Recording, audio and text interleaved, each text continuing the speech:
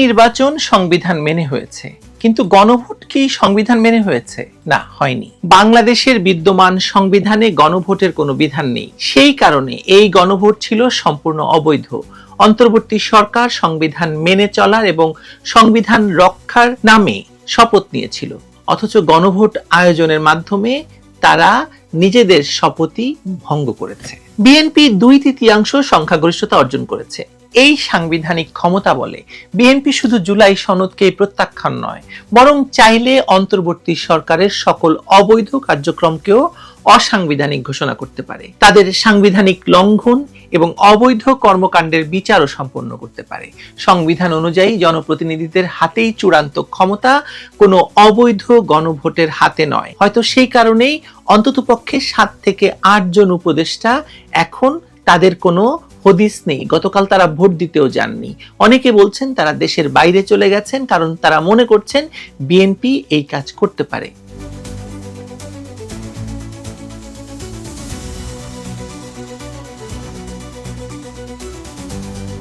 BNP মূলত জুলাই সনদের বিরোধী অবস্থান থেকে এসেছে।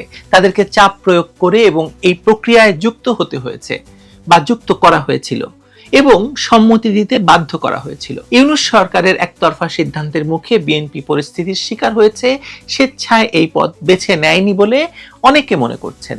তাদের নিজস্ব নির্বাচনী ইশতেহার এবং 31 দফা সংস্কার কর্মসূচি রয়েছে। এই কর্মসূচি বাস্তবায়ন করতে পারলে বাংলাদেশ ইউরোপীয় মানের একটি আধুনিক রাষ্ট্রে পরিণত হওয়ার কথা যদি তারা করতে পারে। বিএনপির মূল রাজনৈতিক দর্শন হচ্ছে বাংলাদেশি জাতীয়তাবাদ। জিয়াউর রহমানের প্রতিষ্ঠিত এই আদর্শিক ভিত্তিতেই দলটি গড়ে উঠেছে এবং দীর্ঘদিন ধরে রাজনীতি করে আসছে। অথচ জুলাই সনদের মাধ্যমে বাংলাদেশি জাতীয়তাবাদ শব্দটিকে সংবিধান থেকে সম্পূর্ণ বাদ দেওয়া হয়েছে। এটি বিএনপির মূল আদর্শিক ভিত্তির সঙ্গে সরাসরি সাংঘর্ষিক। তারা কি তাহলে নিজেদের আদর্শ বিরোধী এই সনদকে বৈধতা দিতে আত্মঘাতী কাজ করবে?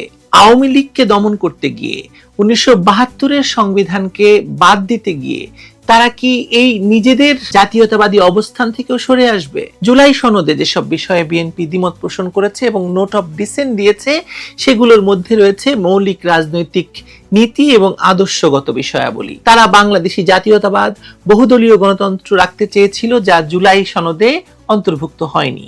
এই মৌলিক বিষয়গুলোতে তাদের অবস্থান স্পষ্ট করেছিল তারা। গণভোটের ফলাফল বিশ্লেষণ করলে দেখা যায় মোট ভোটারের মাত্র 37.6% হ্যাঁ পক্ষে ভোট দিয়েছে।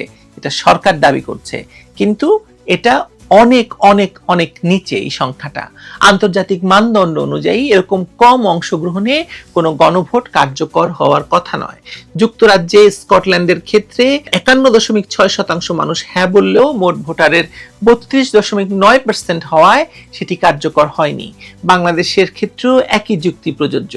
রাজশাহী 4 আসনে 244% ভোট পড়ার মতো গাণিতিক অসম্ভবতা প্রমাণ করে যে পুরো গণভোট কারচুপির শিকার।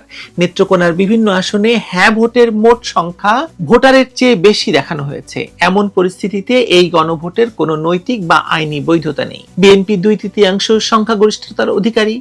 সাংবিধানিক ক্ষমতা বলে তারা নিজেদের ইশতেহার এবং কর্মসূচি অনুযায়ী সংস্কার এগিয়ে নিয়ে যেতে পারে। জুলাই সনদের মতো একটি বিতর্কিত এবং কারচুপির শিকার গণভোটের রায় বাস্তবায়নে তাদের কোনো বাধ্যবাধকতা নেই, বরং তাদের দায়িত্ব হচ্ছে সংবিধান এবং জনগণের প্রকৃত মতামত অনুযায়ী দেশ পরিচালনা করা। যদি তারা করতে চায়, অন্তর্বর্তী সরকারের অবৈধ গণভোট আয়োজনের মাধ্যমে সাংবিধানিক লঙ্ঘনের পর বা সংবিধান লঙ্ঘনের পর বিএনপি সরকার এই বিষয়ে সুপ্রিম কোর্টের মতামত নিতে পারে। সর্বোচ্চ আদালত যদি এই গণভোটকে অসাংবিধানিক ঘোষণা করে, তাহলে জুলাই সনদ বাস্তবায়নের যৌক্তিকতা থাকবে না।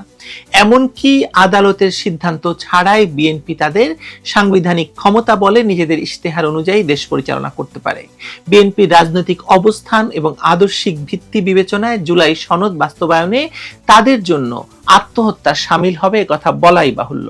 কারণ বিএনপি তো আসলে যখন তারেক রহমান দেশে ফেরার পর থেকে নির্বাচনের 2 দিন আগ পর্যন্ত বা 3 দিন আগ পর্যন্ত গণভোট নিয়ে একটি শব্দ উচ্চারণ করেননি, এবং আমরা দেখেছি যে গণভোট অপ্রয়োজনীয় বলে তিনি বিভিন্ন জায়গায় বলেছেন, বিভিন্ন সাক্ষাৎকারে বলেছেন। সুতরাং তার কোনো বাধ্যবাধকতা নেই বা তার দলের কোনো বাধ্যবাধকতা নেই এই গণভোটকে বৈধতা দেওয়া। তাদের কাছে এখন সুযোগ রয়েছে নিজেদের প্রতিশ্রুতি অনুযায়ী দেশকে এগিয়ে নিয়ে যাওয়ার। ৬২.৪% ভোটার যে গণভোটকে হ্যাঁ বলেনি, সেই জনমতের প্রতিফলন করাই উচিত বিএনপির নতুন সরকারের। যদি না করে, সেটা বিএনপির জন্য কত বড় ভয়াবহ হতে পারে আমরা কিছুদিন পরেই সেটা বুঝতে পারবো। এবং ইউনূস যে একটা ঘোট পাকাচ্ছে এই গণভোট নিয়ে, সেটাও বিএনপি নিশ্চয়ই বুঝতে পারছে। কিন্তু বিএনপি কি করবে সেটা তো বিএনপিরই ব্যাপার, আমরা তো আর বিএনপিকে বলে দিতে পারবো না। তবে আমাদের আশা করতে তো দোষ নেই, তাই না? আওয়ামী লীগকে শাস্তি দিতে গিয়ে, 1972 সালের সংবিধানকে কবর দিতে গিয়ে বিএনপি যদি আবারও মুক্তিযুদ্ধের বিপক্ষে দাঁড়াতেই পারে। ভালো থাকবেন আপনারা।